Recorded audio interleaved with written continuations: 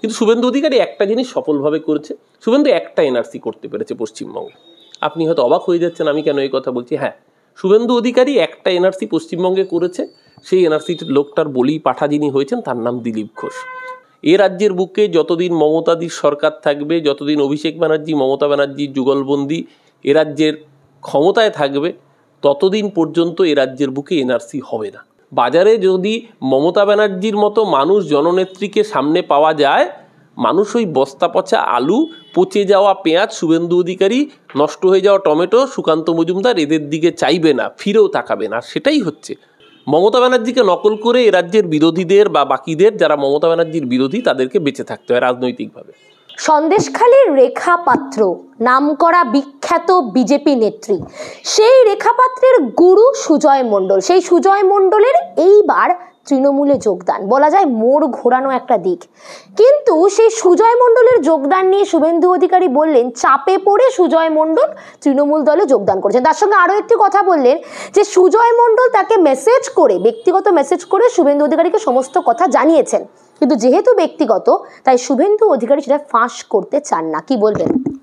না, প্রথম কথা হচ্ছে দেখুন, 2019 সালের লোকসভা নির্বাচন, যেই লোকটা দাঁড়িয়ে মঞ্চে স্লোগান দিল মোদি হটাও দেশ বাঁচাও, তো সেই লোকটা 2020 সালের 20শে ডিসেম্বর হঠাৎ করে পাশের বাড়ি কাকুকে গিয়ে বাবা বলে ডেকে ফেললো।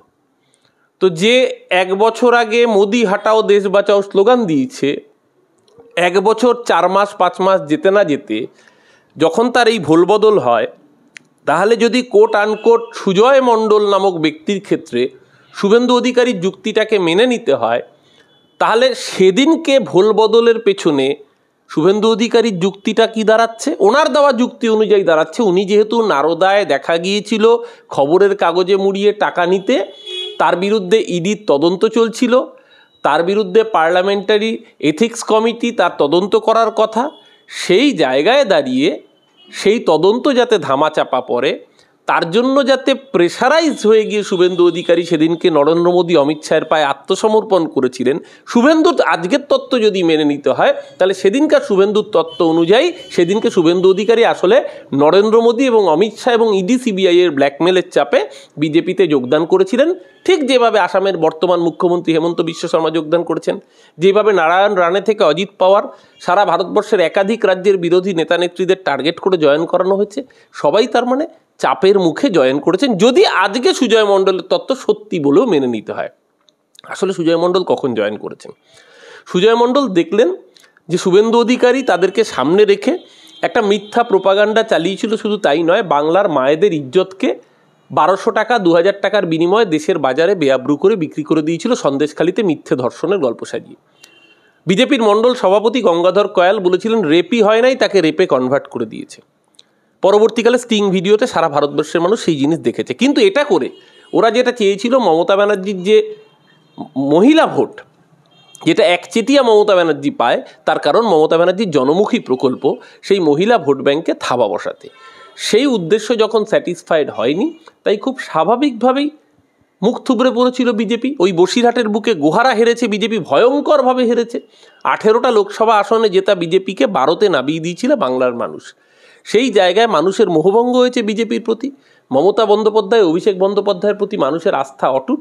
তাই আজকে সুজয়বাবু তিনি সিদ্ধান্ত নিয়েছেন যে মানুষের জন্য যদি কাজ করতে হয়, রাজনীতি যদি মানুষের জন্য কাজ করা হয়, তিনি যে দল মানুষের কথা বলছে, মানুষের জন্য কাজ করছে, সেই দল, দলের নেত্রী, দলের নেতা তাদের সাথে থাকবেন। তাই সুজয় মণ্ডল যোগদান করেছেন। শুভেন্দুর গাত্র দেওয়া হওয়া স্বাভাবিক, ওর মুখ্যমন্ত্রী হওয়ার স্বপ্ন আর এই জীবনে পূরণ হবে না। 77টা এমএলএ বিধানসভায় লিডার অফ অপোজিশন হয়েছিল, আজকে 65-র নিচে। শোনা যাচ্ছে অভিষেক বন্দ্যোপাধ্যায়ের সাথে নাকি 28 জনের কাছাকাছি বিজেপি এমএলএরা যোগাযোগ রাখছেন। যদি ওই 28 জন চলে আসে তো লিডার অফ অপোজিশন থাকবে না। শুভেন্দু আতঙ্কিত, তাই এই ধরনের ভুলভাল বক্তব্য রাখছে। কিন্তু সন্দেশখালীতে আমরা দেখলাম যখনই মমতা ব্যানার্জি নিজের সভা ঘোষণা করলেন, ঠিক তার সঙ্গে সঙ্গে পাল্টা সভা ঘোষণা করলো বিজেপি।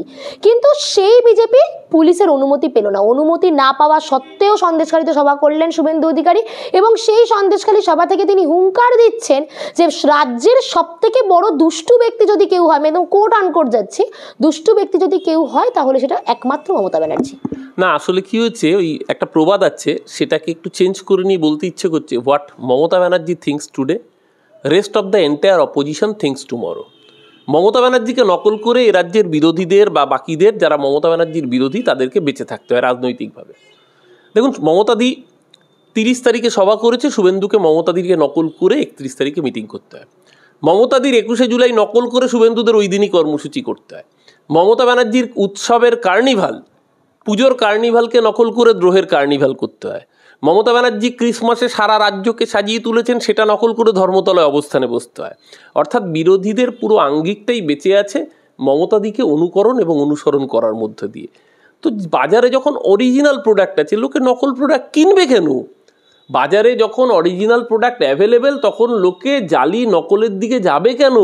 বাজারে যদি মমতা ব্যানার্জির মতো মানুষ জননেত্রীকে সামনে পাওয়া যায়, মানুষ ওই বস্তা পচা আলু, পচে যাওয়া পেঁয়াজ, শুভেন্দু অধিকারী, নষ্ট হয়ে যাওয়া টমেটো, সুকান্ত মজুমদার এদের দিকে চাইবে না, ফিরেও তাকাবে না। সেটাই হচ্ছে বারংবার করে সন্দেশখালি যে ন্যারেটিভ ছিল, এই 2024-এর দুটো জিনিসকে সামনে রাখা হয়েছিল, একটা প্রি লোকসভা, একটা পোস্ট লোকসভা।